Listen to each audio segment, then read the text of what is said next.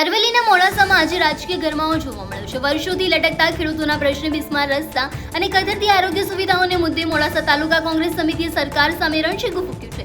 જિલ્લા કોંગ્રેસ પ્રમુખ અરુણભાઈ પટેલ અને પૂર્વ ધારાસભ્ય રાજેન્દ્રસિંહ ઠાકોરની આગેવાનીમાં મામલતદારને આવેદનપત્ર પાઠવીને વિકાસ ક્યાં છે તેવો વિધક સવાલ પૂછવામાં આવ્યો છે। કોંગ્રેસે આકરા પ્રહાર કરતા જણાવ્યું છે કે એક તરફ તો સરકાર ખેડૂતોની આવક બમણી કરવાની વાતો કરી રહી છે, પણ બીજી તરફ મેશવો અને માજમ જેવી સિંચાઈ યોજનાઓનું પાણી પણ ખેડૂતો સુધી પહોંચતું નથી। મોડાસા રાજેન્દ્રનગર રોડ હોય કે ધનસુરા નડિયાદ ફોર લાઈન બધું માત્ર કાગળ પરની જાહેરાતો પૂરતું જ સીમિત છે।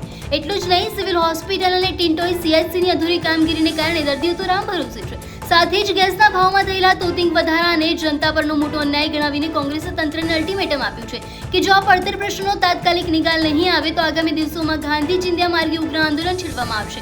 હવે જોવાનું એ રહે છે કે આવેદનપત્ર બાદ સરકાર જાગે છે કે પછી મોડાસાની જનતાને હજુ વધુ હાલાકી વેઠવી પડશે।